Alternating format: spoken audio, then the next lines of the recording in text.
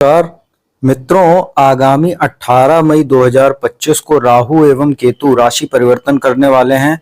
राहु जो है वो मीन राशि से निकलकर और उल्टा चलते हुए कुंभ राशि में प्रवेश करेंगे। वहीं जो केतु है वो कन्या राशि से निकलकर उल्टा चलते हुए सिंह राशि में आ जाएंगे और यहाँ पर वो लोग 25 नवंबर 2000 तकरीबन 26 तक इनका गोचर अगले 18 महीने तक चलने वाला है। मित्रों, आज इस वीडियो में मैं आपको कुंभ राशि पर राहु के इस राशि परिवर्तन का क्या प्रभाव पड़ेगा, साथ ही केतु की भी आपको जानकारी दी जाएगी। तो इनका क्या राशि परिवर्तन होने के पश्चात कुंभ राशि पर प्रभाव पड़ने वाला है, उसकी संपूर्ण जानकारी दी जाएगी। मित्रों, राहु की बात करें तो अभी 18 मई तक वो यहाँ जहाँ शनि है आपके ऊपर 7.5 का अंतिम चरण चल रहा है। सेकंड हाउस में शनि का गोचर चल रहा है 29 मार्च के बाद से। तो शनि और राहु 18 मई तक जब तक यहाँ बैठे हुए हैं तो यहाँ पर एक श्रापित दोष बना हुआ है। ये वाणी का, कुटुंब का, सेविंग्स का हाउस होता है, ससुराल पक्ष का। तो ये आपके लिए कोई बहुत शुभ स्थिति नहीं है। एक तो 7.5 चल रही, ऊपर से श्रापित दोष है। इसके बाद राहु 18 मई को उल्टा चलते हुए आपके लग्न में आ जाएंगे, अर्थात आपकी राशि में आ जाएंगे। और केतु यहाँ आपके सप्तम भाव में वैवाहिक सुख के भाव में आकर बैठ जाएंगे। मित्रों, माफ कीजिएगा, राहु जो है जब यहाँ आपके लग्न में बैठेंगे तो इनकी जो पंचम दृष्टि रहेगी वो अपनी उच्च राशि मिथुन पर रहेगी। सप्तम दृष्टि आपको जैसा सामने केतु दिख रहे हैं सिंह राशि पर रहेगी और जो 9वीं दृष्टि रहेगी वो भाग्य स्थान पर रहेगी अपने मित्र शुक्र की राशि पर। मित्रों, राहु के बारे में जैसा काफी लोगों को पता है कि राहु का अपना कोई फल नहीं होता, ये शनिवत फल देते हैं। वहीं जो केतु होते हैं वो मंगलवत फल देते हैं, तो इनका कोई अपना प्रभाव नहीं होता है। ये छाया ग्रह होते हैं। और राहु जो होते हैं जब यहाँ लग्न में विराजमान हो जाएंगे, चूंकि राहु एक भ्रम की स्थिति उत्पन्न करते हैं, राहु अपने आप में एक माया है।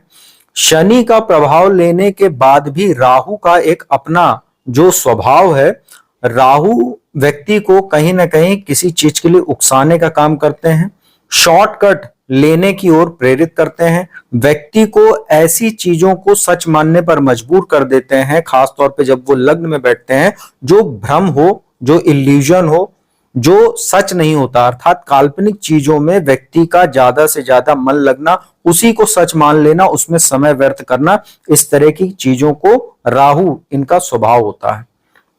मित्रों, राहु के बारे में आपको अगर थोड़ी सी जानकारी पता हो तो राहु जब समुद्र मंथन हुआ था तो समुद्र मंथन के दौरान वो भी देवताओं की पंक्ति में बैठ गए थे, देवताओं का स्वरूप धारण करके। और जैसे ही सूर्य और चंद्रमा को पता चला कि राहु भी यहाँ पर अमृत पान करने के लिए बैठे हैं, तो भगवान श्री विष्णु का जो मोहिनी अवतार था उन्होंने सुदर्शन चक्र से राहु का गला काट दिया था। लेकिन तब तक राहु ने अमृत पान कर लिया था और उसका जो अमृत का जो अंश था वो गले से नीचे उतर गया था। इसीलिए राहु का जो सर था वो राहु का सर जो राहु बना और जो धड़ था वो केतु बन गया।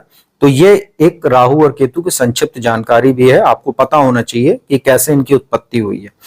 तो मित्रों, लग्न में राहु बैठेंगे और कुंभ राशि वालों के लिए भी चूंकि 7.5 भी चल रही है और अंतिम चरण चल रहा है, शनि यहाँ आपके सेकंड हाउस में चांदी के पाए से गोचर कर रहे हैं। ऐसे में राहु का लग्न में आना यहाँ पर आपके लिए दो तरीके का ये प्रभाव देंगे। कुछ मामले में तो बहुत अच्छे रहेंगे, जैसे इस गोचर के दौरान राहु के आपकी बुद्धि थोड़ी सी इस तरीके की टेक्निकल हो जाएगी कि आप कुछ इस तरीके के डिसीजन लेने वाले हैं जो पिछले दिनों कहीं ना कहीं आप नहीं ले पा रहे थे। कुछ ऐसे काम हैं जो आप नहीं कर पा रहे थे, 7.5 के दौरान आपके अंदर कुछ एंजाइटी या थोड़ा सा कुछ डर की स्थिति बन गई थी, एक अज्ञात भय जैसी स्थिति थी कि आप थोड़े से उहापोह में थे कि ये करना सही होगा या नहीं, कहीं ना कहीं आपके अंदर एक कॉन्फिडेंस की कमी थी। तो उस तरीके की स्थितियों को राहु यहाँ पर कहीं ना कहीं काउंटर करेंगे और आपके अंदर एक एक्स्ट्रा ऑर्डिनरी तरीके का कहीं ना कहीं आत्मविश्वास को बढ़ाने का काम करेंगे। लेकिन राहु की कुछ निगेटिविटी भी यहाँ पर आपको देखने को मिलेगी। जैसे राहु जो है जब लग्न में बैठते हैं तो व्यक्ति को थोड़ा बहुत आलसी भी बना देते हैं, साथ ही जल्दीबाजी में निर्णय लेने की ओर प्रेरित करते हैं। जैसे ज्यादातर व्यक्ति गलत निर्णय लेता है और बाद में उसको पश्चाताप करना पड़ता है। तो यहाँ पर आपको दो तरीके की सावधानी बरतनी है। एक तो आलस को त्यागना है, ईमानदारी से अपना काम करना है, हार्ड वर्क और स्मार्ट वर्क से साथ करना है, शॉर्टकट लेने से आपको बचना है। साथ ही किसी भी प्रकार का अनैतिक कृत्य मत कीजिएगा और जल्दीबाजी में तो कोई भी निर्णय मत लीजिएगा, नहीं तो राहु आपको यहाँ बुरी तरीके से प्रभावित करेगा, बुरी तरीके से आपको हानि पहुंचा सकता है, क्योंकि 7.5 आपकी कंटिन्यू जारी रहने वाली है। मित्रों, राहु की दृष्टि की बात करें तो यहाँ पंचम भाव पर जब दृष्टि पड़ेगी 18 मई से, तो इसमें एक आपको जानकारी ये भी बता देते हैं कि यहाँ पहले से ही 14 मई को गुरु आ जाएंगे। तो गुरु जब यहाँ बैठ जाएंगे तो गुरु की वापस पंचम दृष्टि लग्न पर पड़ेगी 14 मई से ही, और 18 मई से राहु पर पड़ेगी। तो राहु के 18 मई से बृहस्पति पर दृष्टि और वापस गुरु की दृष्टि राहु पर, तो इन दोनों का दृष्टि संबंध लगातार 18 मई से लेकर और 18 अक्टूबर तक बना रहेगा, क्योंकि 18 अक्टूबर तक 18 अक्टूबर के बाद बृहस्पति अतिचारी होकर यहाँ 4 नंबर में आ जाएंगे, छठे भाव में, उच्च राशि में, और वहां 5 दिसंबर तक रहेंगे। उसके बाद 5 दिसंबर के बाद से फिर से यहाँ पर आ जाएंगे, और उसके बाद से जून 2026 तक फिर से राहु और बृहस्पति का दृष्टि संबंध बन जाएगा।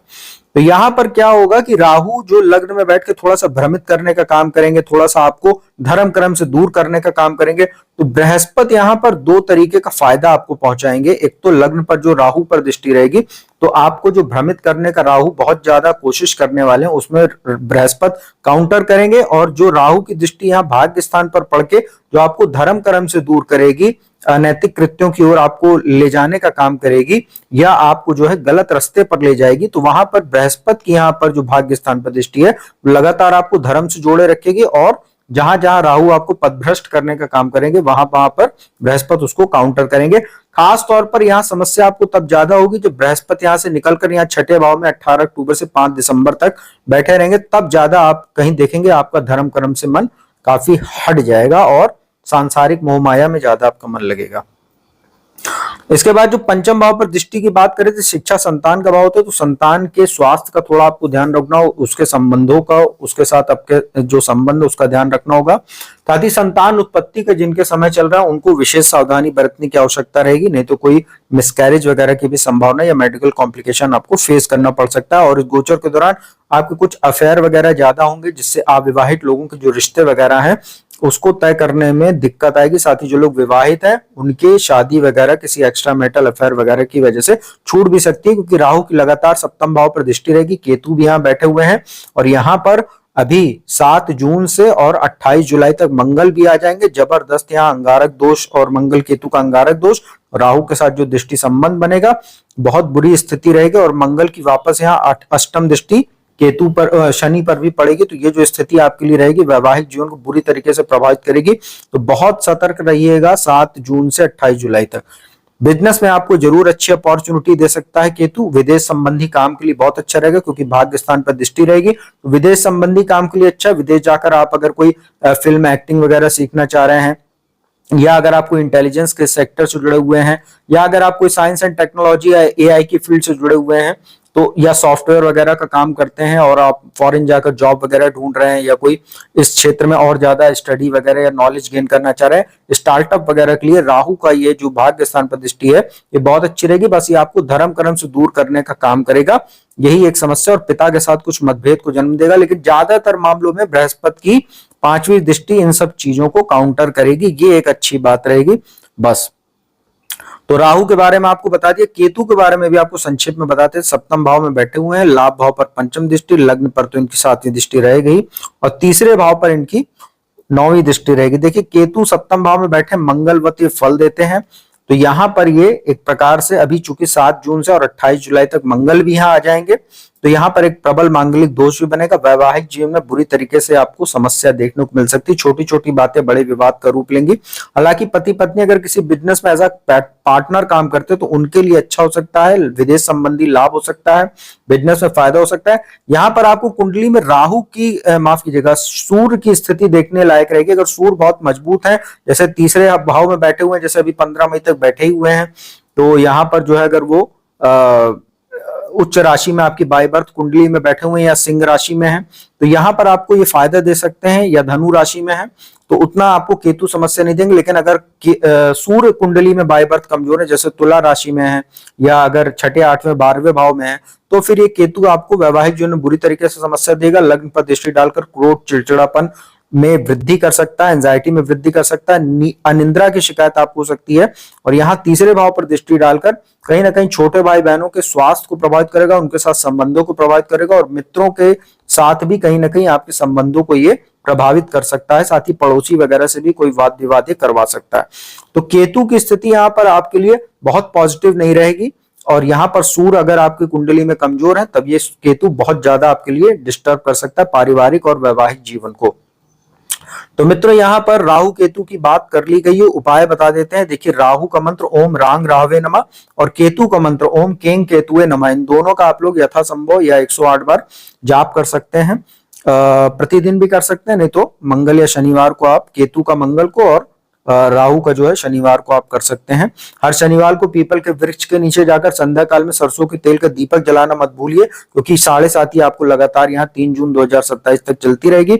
और हनुमान जी की पूजा उपासना कीजिए, क्योंकि यहाँ पर जो वैवाहिक जीवन आपका डिस्टर्ब होगा तो हनुमान जी काफी उसमें मदद करने वाले हैं, आपके ऊपर कृपा बरसाएंगे। हनुमान चालीसा, बजरंग बाण, हनुमान अष्टक का पाठ करते रहिए, आपके लिए कॉन्फिडेंस लेवल को बूस्ट करने का काम हनुमान जी की कृपा करती रहेगी।